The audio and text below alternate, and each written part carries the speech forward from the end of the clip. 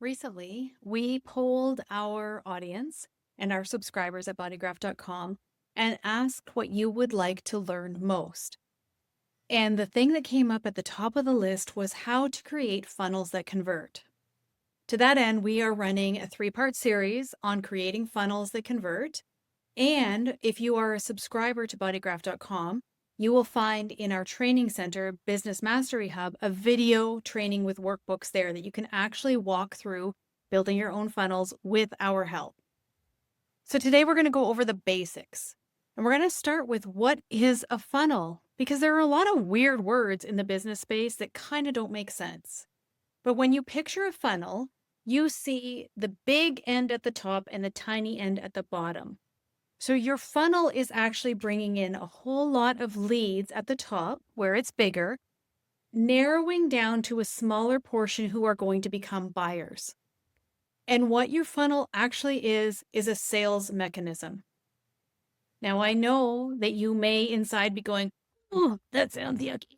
I don't want to have a sales mechanism. I want to connect with people. I want to build relationships. I want to educate people. But at the end of the day, your funnel is a sales mechanism. And that sales mechanism brings people into your world. A large amount of people at the top of the funnel come into your ecosystem with a smaller number of people buying at the bottom of the funnel. I have a mentor in business, and he often says it's buy or die time. You know the saying, ride or die, it's buy or die time. And I know that may seem harsh, but I want you to consider that there really isn't a point to having people on your email list who are not buyers. The faster someone buys from you, the faster you make a sale, the higher the quality of the lead. So think about how you're getting people into your funnel. We're always going to get the people in this space who just run their charts and then disappear. And that's okay, but I want you to think about that your leads are costing you money because you pay for your email list based on the number of subscribers. Depending on your email platform, you may be even paying by the number of emails that you send. So it's actually costing you to have people on your list who are not buying from you.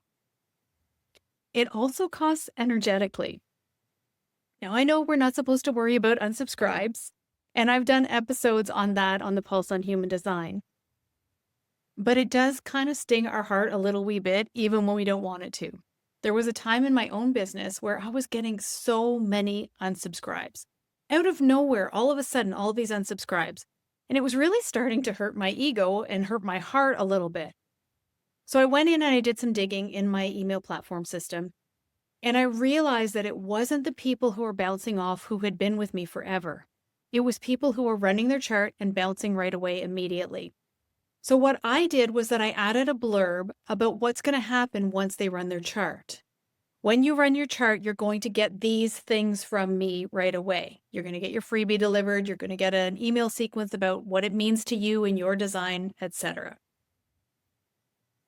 And that just kind of helped a little bit because it helped me to not have so many people just signing off and bouncing away, it was a substantial number and it was driving me a little bit crazy. So the goal of your welcome sequence, aka your first funnel, is to nurture your leads to buy from you. I'm going to say that again. The goal of your first funnel is to nurture your leads to buy from you. And actually, I'm just trying to think if there's a goal of a different funnel that would be different from getting people to buy from you. I mean, I guess you could have one that set people up to register for a masterclass or something, but it's always about having them take an action closer towards working with you. That's it. The number one thing that you need to know in your welcome sequence or any other sequence or funnel that you're building is this. What are you leading people to? So oftentimes what I see in the online space is that people think only about their lead magnet. They think about their freebie and the way that they got their person onto the email list. And they unpack everything based on that freebie. But you want to actually be taking a bird's eye view of the offer. You want to reverse engineer from the offer. What do they need to know in order to move closer to your offer? Who is that main offer for?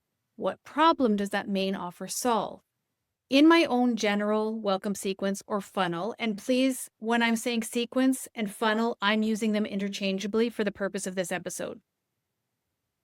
And I have many funnels in my business, so many funnels it would make your head spin. And you may or may not ever get to that point, and that's okay. But in my funnel that comes from the human design chart, what I'm selling, the offer that I'm selling in that funnel is my main body graph report. It's called a manuscript in my world.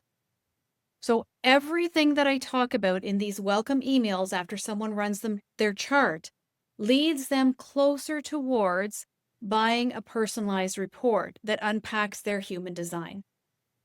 Now, the human design chart is not the main lead magnet on my site.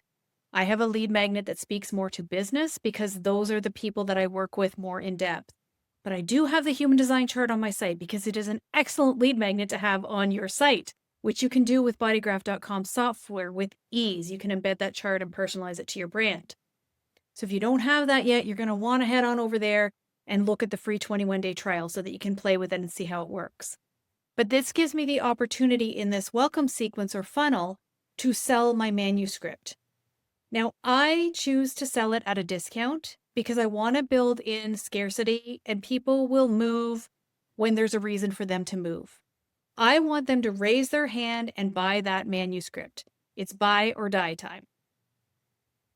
I'm not talking about 6 different offers or things they could do with me in the sequence. Of course, they can do lots of things with you. You may be a coach. You may offer readings. You may offer reports. You may offer retreats. There's so many things that you could be doing. But what you're going to do in your sequence is talk about one thing, one offer.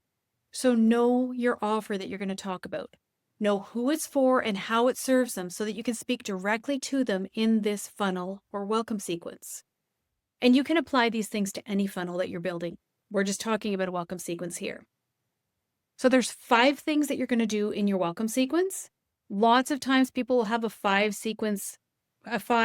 email welcome sequence. It could be longer. You could have 7, you could have 10. There's no hard and fast rule. But in these first 5 emails, you're going to do these 5 things. The first thing that you're going to do is deliver your freebie. The second thing that you're going to do is introduce yourself and connect with them. So introduce yourself not in a way that says, I'm John Doe and I'm an expert in blankety blank blank and I have all of these certifications and this is why you need this from me. No. Tell them a story. The brain is wired for story. So a really good email format to follow, and we unpack this in another episode of The Pulse, is tell a story, teach a lesson, sell a thing. And that thing that you're selling could be any call to action. So what's a story about you and how you came to human design, how you came to astrology, what difference it's made in your life? Something that you can really let them connect with you over. If you were having a cup of tea with them, what would you be talking about yourself? So that they really understand, oh, this person can help me. Oh, she gets me. Oh my gosh, he knows exactly what I'm going through. That's the kind of content that you're using to connect with them. Number 3, you're going to seed your offer. Let them know what it is that you offer and why they need it. How does it help them? Unpack the benefits. It's not a 92-page report that goes over their type, strategy, and authority. It is a portal into what's possible for them on the other side. What solution does it offer for them? How is their life going to be different on the other side? That's how you seed your offer. Number 4, share some testimonials. If you have testimonials about your offer or about your work, please share them in your welcome sequence. We call it social proof. People need to know that you're a real deal. If you don't yet have testimonials, share a few anecdotes about how this work has helped you in your life, your family, your relationships, your business, whatever it is that is your area of expertise. 5, unpack a client success. Share a case study. Case studies are powerful ways to move people closer to you. And remember that the goal of this funnel is to move people closer to working with you. That is the goal, because that is how they get the transformation that they're looking for. It's not by having information poured on them. It's by them actually moving their feet towards you. So you're going to share a client success, a case study, something like that. Repeat your offer and tell them what's next. There are ways in your email sequence or in your funnels that you can open loops by telling them, watch for the subject line this tomorrow, or I'm going to be back on Thursday, or I'm going to be back in 3 days, or in the case of your welcome sequence, it might be, that's it. You've landed in my world. I'm so excited that you're here. The next thing that you're going to hear from me is that every week I send out a blankety blank blank, but let them know what to expect from you. People don't care if you have an agenda. They care if you have a hidden agenda. So once they get onto your email list, they don't want to be surprised that you're sending an email every day.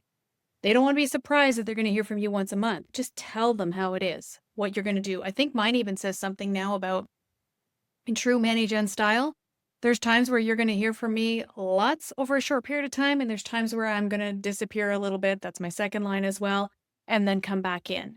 And I just tell them so that they know what to expect from me. Now, some of the mistakes that I see people making in this first funnel, this welcome sequence, is over-educating. We think that someone comes into our world and they need all the information. Hello, one-lines.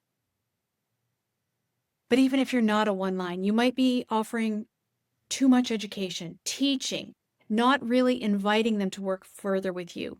And that's what it's all about, is really inviting them to take the next step with you so that they can have the transformation that they want to have. Another mistake that I see people doing is introducing too many offers. This is a problem because it confuses people. You're starting to talk about this report that you have, and it's all that in a bag of chips. And then all of a sudden you flip and start talking about coaching sessions. And all of a sudden you're talking about a retreat or a workshop that you have, and they don't really know where they should be jumping in. So if you just focus on one thing, they understand that that's the next best step for them. And that's important. Another mistake I see is people not including testimonials. Now more than ever, it is really important to include testimonials or social proof because people have been hosed way too many times. The online space has a lot of smoke and mirrors. There's a lot of BS in the online space, and you want to make sure that you stand out from that and that people know that you're trustworthy. And then the last mistake I see is not creating urgency. And you do this by maybe offering some sort of a discount for a limited amount of time when people come into that email sequence. So maybe your report normally sells for $97 and you can give it for $47. Maybe it's $47 and you can give it for $27. The report is already made. It's already created. It's sitting in your bodygraph.com ecosystem. You might as well be selling more of it. That's how you build a passive income stream, is by talking about your report in these funnels. So a funnel really isn't complicated. It's really not magic, but it kind of is magic. It's a conversation that builds trust over time, and it moves people closer to working with you. It is a sales mechanism that you can use to sell your offer, your report, your reading, whatever it is that you're bringing people through.